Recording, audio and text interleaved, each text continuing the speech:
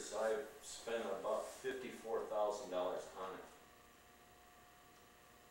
Some people say, why didn't you just tear it down, build a new one? Well, I don't know, it seems to be easier to spend a little bit of money as you go, rather than take on this obligation for this big loan at the bank. Of course, I'd never done that before either, so I don't know. You stop and think that at that time when we bought that house, you could still buy a nice car for $3,500 brand. What year did you buy the house in? 1966. So it's right when you got married. Yes, and we moved into the house. Of course, it wasn't livable. I mean, the house had sat vacant for about 6 years. Was that after your grandparents had died? They had both passed away, but then Frank McPherson, a brother of Robert McPherson, my grandfather, him and his wife lived out to Clare, and they were poor farmers, poor farmers. And so they brought those people into town, and they lived in the house until the time they both passed away. But I think at the time when Frank McPherson, everybody called him Putt, was his nickname. He just puttered around, so they called him Putt. He got $53 a month Social Security, which anybody knows that's not enough to buy your groceries, pay your rent, your lights, etc. without help from somebody. At that time, you didn't get help from anybody except your closest relatives. The people you knew. Yeah, yeah. The government wasn't helping you out.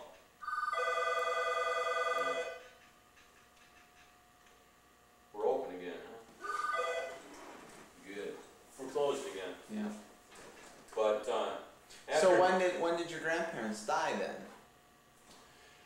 My grandfather McPherson, Robert McPherson, was killed in a car pedestrian accident out on Route 64. He was walking back to Clare, where he lived, or where he thought he lived. I guess he was having a little bit of problem, confused about where he was living, and I don't know. It was 1947. I was very small. I really don't remember the man because I was too small. But a guy he was walking along just fine himself, and this guy probably had too much to drink or whatever. Anyway, he run it off in the ditch and hit him, and he went down and died over it. Cecilia, she passed away in 1956. And other than that, I really, I wasn't very old. I really don't. So it was after that Putt moved in? Yeah, sometime after that, and he was there until 1960 then? Yeah, somewhere right in the So then it just sat vacant.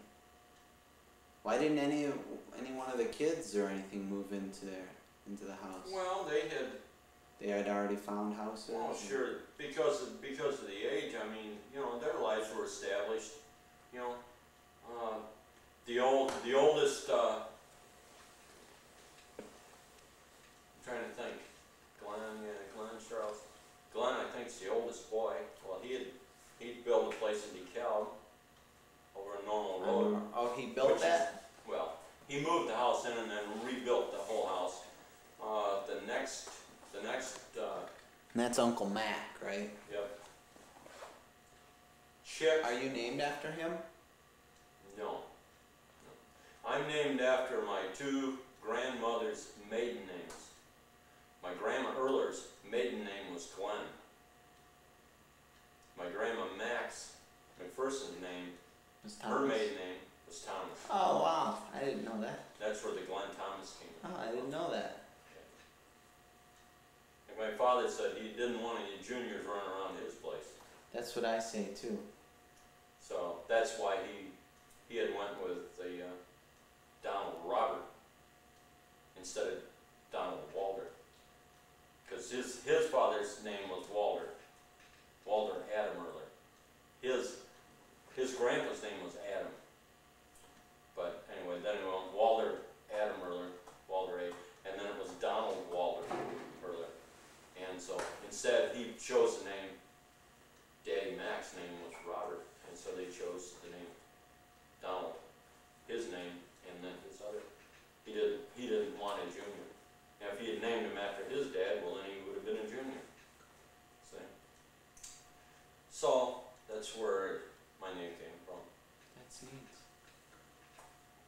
So then it was 66 that you moved into the house and remodeled it. It was actually February of '67. And how long had you been married then? We got married in August.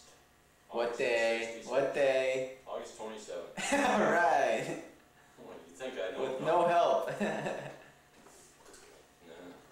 I remember most of the dates. Where'd you get married at? We got married at the Sycamore Methodist Church Annex. Is it a big wedding or a little wedding or? Little wedding. Yeah. It's supposed to be a littler too. But the last minute, June wanted to call her mother and dad and tell them that she was getting married. So you guys didn't really tell anybody that you were getting married? No. So who was there? Well, as long as she called her mother and father, and it was funny because her dad got on the phone, and he's a farmer, which he never leaves the farm. He just stays there year-round, 7 days a week, taking care of his cows and sheep and pigs and all this other stuff. But anyway, he said, "Oh yeah, that's nice. Do I have to be there?" I says, "No, you don't have to be there." Well, then have a good time. He hung the phone up. So then I called my parents and told them what we were doing. And the first comment my dad said that I remember was that, "Well," I said, "I've been sitting here in the chair wondering if I ought to go get a haircut. If I got, I'm gonna go get a haircut." So I just came from the barber shop. I said, "We both look bald." With all the pictures, went to Bernie's barber shop. Bernie always cut it close. Cut it close. Look at all my wedding pictures. I don't have any sideburns. I don't have any. Yeah, he always cut it close. Hey, you got your money's worth. I think it cost you $1.50, and boy, he took everything he could. So, at the wedding ceremony was Mary Beth, my sister, my mother and father, Don and Ruth Ehrler, the two people that stood up for us, Shirley and Ray Smith, and the minister. It's simple service, the whole thing, including running through it once to make sure we did it right, was about 20 minutes. That included, now believe it or not, see, I never did this before. I didn't have any occasion to check this out, but I didn't know that, I always thought they furnished all the flowers and stuff. What do I know? Whenever I get there, the flowers are always Flowers are there. right? So, Pastor Kelly, he says, "You know, you could be doing me a lot of help if you come with me." I go, "Yeah? What?" He said, "Well, we had a big wedding here last night out in the main church. We go out here and you'd have thought a president died or something. I mean, there's got to be 200 arrangements of flowers." Now he said these people were supposed to take these flowers with them. You know, the mothers and fathers and aunts and uncles and stuff. Now I've got to get rid of all this before service tomorrow morning. He says, "Take all the flowers you want and let's put them out, Nate." And yeah, so we had plenty of flowers. I'm sorry. Free flowers, yeah. We had all kinds of arrangements and whatever. These people just walked up. They never took any of them with them. So, anyway, we had lots of flowers, but I didn't pay for any of them. That's good. Gary Manus and his wife had got married. He works at the auto parts. You probably buy parts. He got married the night before. He got married in the main part of the Methodist church. And they were all his flowers. He said he wasn't getting married again. He didn't want the flowers again, so you know, he's been married one day longer than I have. Wow. You know. But I was walking out of the church, had no idea, didn't know that you call ahead for reservations at hotels. Didn't know. Well, you just stop, right? All I've got to drive is my old Chevy pickup truck, which I still have. Doesn't look the same. So, we're content. We'll take the truck and go somewhere. no big deal. It's to get there and get back, right? You know, safely, you know, it doesn't make any difference really what you're driving, so long as, you know, it's kind of clean, you know. I mean, during the week, you go to the junkyards all the time, you know, and swept it out and washed it up and cleaned it. And Ray Smith walked out alongside of me, he says, "What you driving?" I said, "My truck." And he reached around and he says, "Here, why don't you take my car?" He said, I need your pickup truck tomorrow." I go, like, "What?"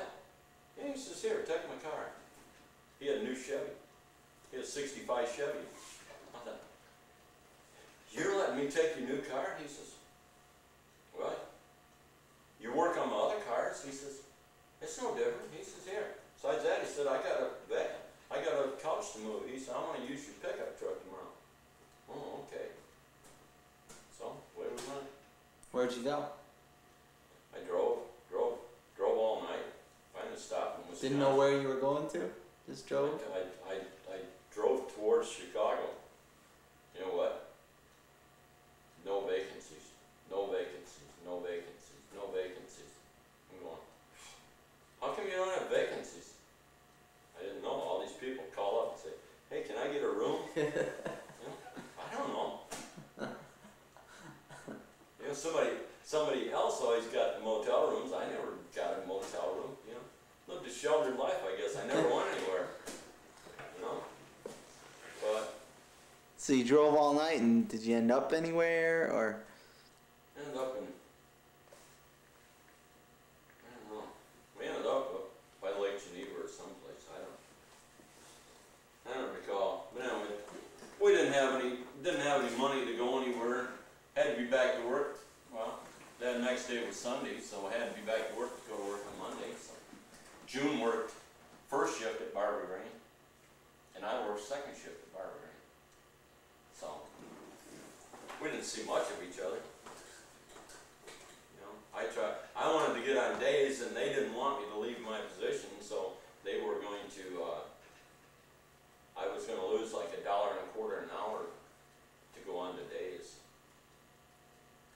You know, and eventually it took about 2 years, a little over 2 years before an opening finally come on days that I could transfer into the same job that I had, only on day shift. So where'd you guys, then if you moved into the house in February, where'd you live? Lived with my parents. You lived in the house over here? Yeah. In the room on the upstairs where it was your room. Was that your room? The room you were in upstairs, You know, or? honest, I don't remember where we lived in the house. I think it was. I was in that room. That was the room I was in when I lived with Ron. Upstairs, or the west room upstairs. The southwest corner. Yeah. That was kind of neat. That was Well, it was another one of the ghost things, because I'm staying in this room, and then I can Well, think that that stands to reason. It was my room anyway, so just because I got married, I mean, you know, doesn't mean you got a bigger room. they didn't throw anything out. They didn't throw anything out. You know. So when was Ron born? Ron was born March 22nd, 1967. Where did his name come from? Well, I had a friend that I went to school with quite a number of years, and another friend that I palled around with. Ronnie Olson was in the same class at school, liked interest. We liked to mess with cars, fool around and stuff, but as I got along, I always thought it was a very easy name. It wasn't like Gwen, you know. Anybody ought to be able to say Ron, you know. And then I had a good friend, Eddie Herman, who was killed in a car wreck in 1964. Was he your same age? When he was a year younger. When I was in school, I traded for a Corvette, a 54 Corvette. Well, I couldn't drive it with the top up because I was too tall. So whenever it rained or something, I'd take it to school and stuff. But if it started raining or something, I'd slip out and put the top up. Eddie knew that he had to drive it.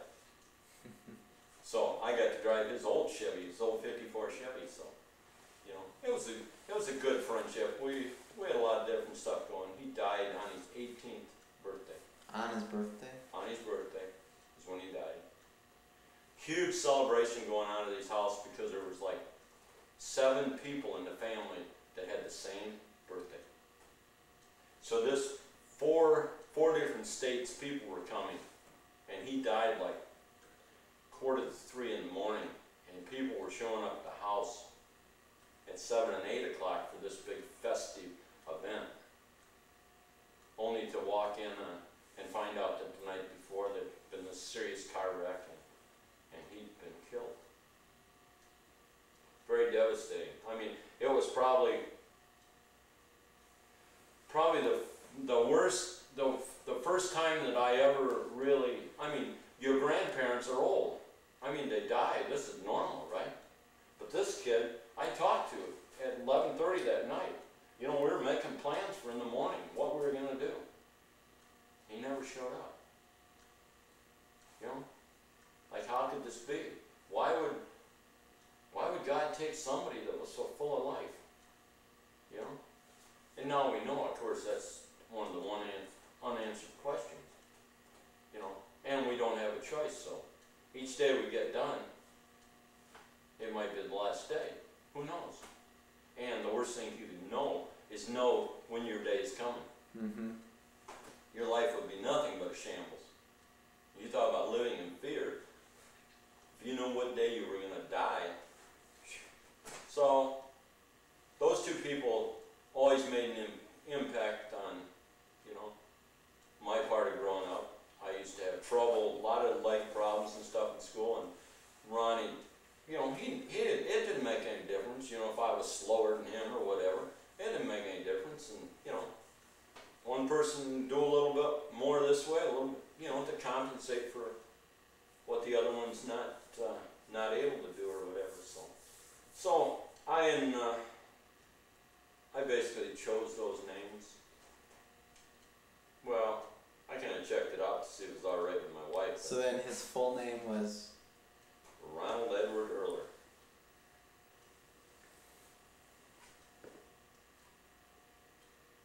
8 pounds, 20 inches long. I don't know. It was March 22nd, 67. Then Randy came when? July 10th, 1969. Alright. Where'd his name come from? My name. I always thought it was Lawrence Welk. Yeah, right. No, I don't think so. Actually, when I was working at Barber Green, there was a kid that he ran one of the they called them truckers. They brought your jobs to you and stuff like that. And this kid was just the easiest, mild-mannered kid. Really strong. I mean, he could move, but if you got along with him great, he would go out of his way to, you know, make your life more easy. You know, make sure he puts your jobs in order and stuff. Because he says, I get done here, so I'm just going to go get back down. We'd take care of him, buy him coffee every once in a while, and boy, he just made your job go so much easier, you know. Just didn't throw the job in your boots, say tough, you know. He'd say, where do you want it? You know, and line it up. And so, he's the guy that I bought the Chevy 2 from.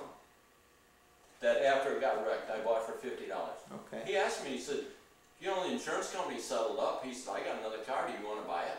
I said, yeah, sure. He said, okay, no problem. So, anyway, that's where Randy came from. What was his name? Randy Van Wee. Van Lee? Van Wee. I have no idea where he's at. Don't know anything about him. He was a lot. He was probably like 19, just out of school. And then the Lawrence part come from Larry Tinsman. Larry Tinsman? Yeah. Back when he worked at Barber Green also, but he was just laid back. He was from down central Illinois. Effingham down in there. Yeah, Effingham. I know where that's at. Back when we were doing all the stock cars and all this stuff. Yeah. He had a wife named Jessie and stuff like that. But he was just so laid back and just an easy, mild-mannered person, unless you got him mad. And boy, watch it, and just strong as a bull. But it took forever to get him mad. I mean, he just, you know, just about trampling. And you know, it's funny over the years because so much of their personalities I see in you. Sounds I mean, like you do anything to avoid